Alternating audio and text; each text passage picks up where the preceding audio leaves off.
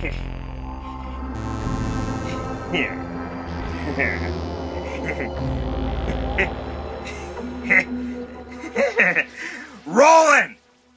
Hey guys, Sean C. Phillips here. Just finished watching VHS 2.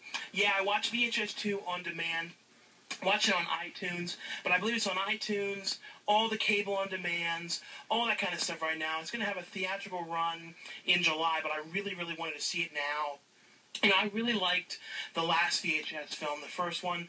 I know, kind of had some mixed opinions about it. I really liked it, but I feel like this one, to me, is that one, better times 10. I mean, as much as I love the last one, this one is has some very effective elements to it, and some very creepy aspects to it that really, really worked.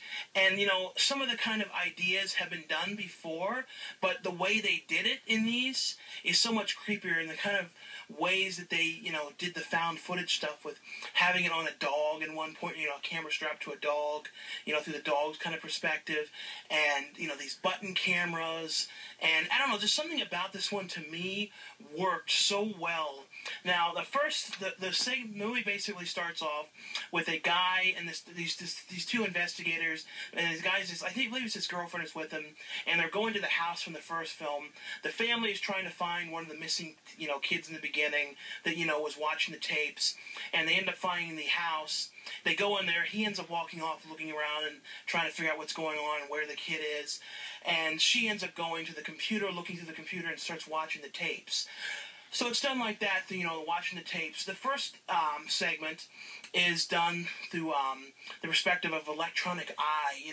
It's basically about like a new experiment of surgery where you can, if you're blind or you've lost your vision, they can put like a robotic electronic eye in, and it's kind of this person's like a test subject for it, and it can, the doctors are recording everything he sees to, get the glitches out of it and see how it works. But this electronic eye is causing him to start to see things.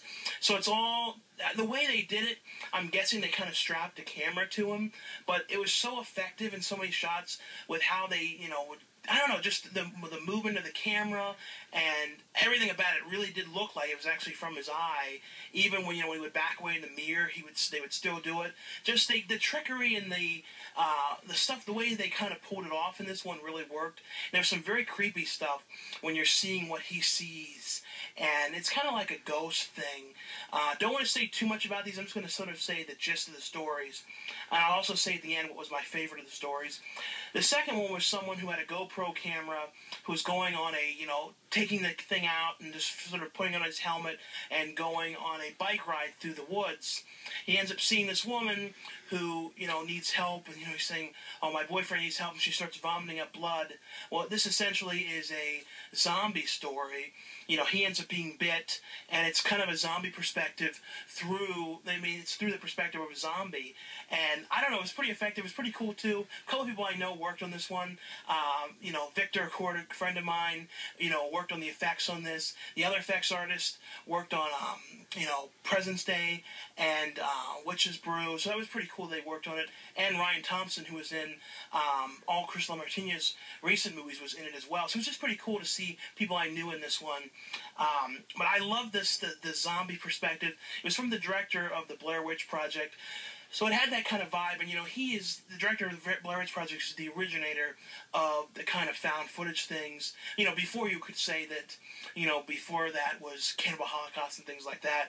But this is a very, well done segment. Like I said, through the perspective of zombies, with it all strapped to his head. I really found that one worked.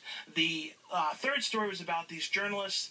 They were going to this kind of religious sanctuary thing that, it's kind of like a group of these crazy religious people that no one's ever got this place on camera, and the guy agrees to allow them to come to the place, but they have to film what he wants and only the things that he allows, and there's this kind of weird business with him and kids and these women, and just a very strange business with this guy, who's kind of like the the head of these women, and just very peculiar what's going on.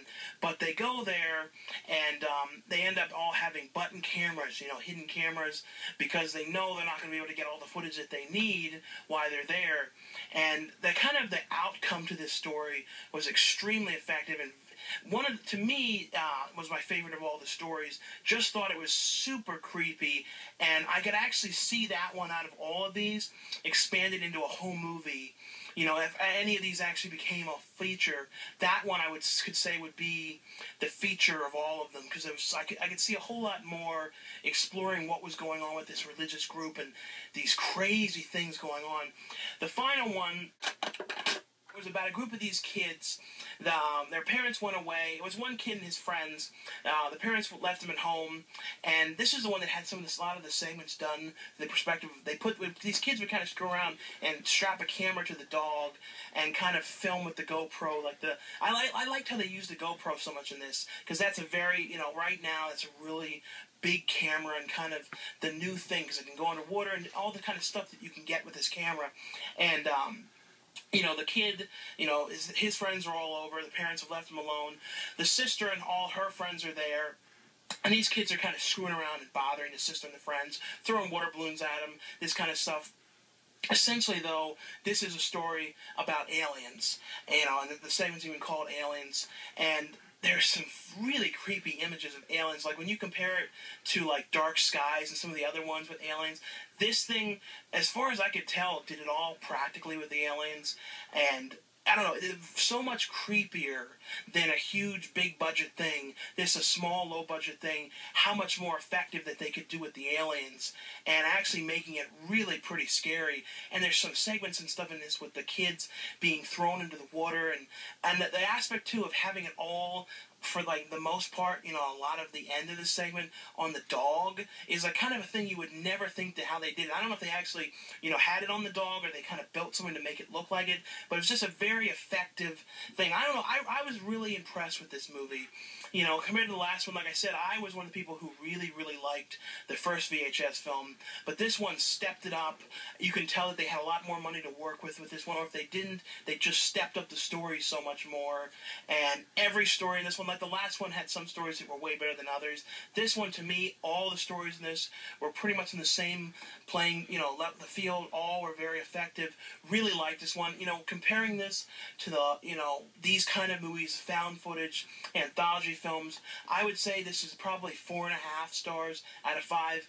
Really would recommend, going on demand and checking this out. Like I said, I really like this. Also, you can check it out in theaters when it comes out in July. But anyway, though, guys, thanks a lot for watching, for subscribing. And yes, I filmed this, if you can't tell, the reason why this quality was so peculiar, I filmed this through a camera and did all kinds of weird stuff of re-recording it to make it have a VHS 5. Anyway, though, I'll see you guys later.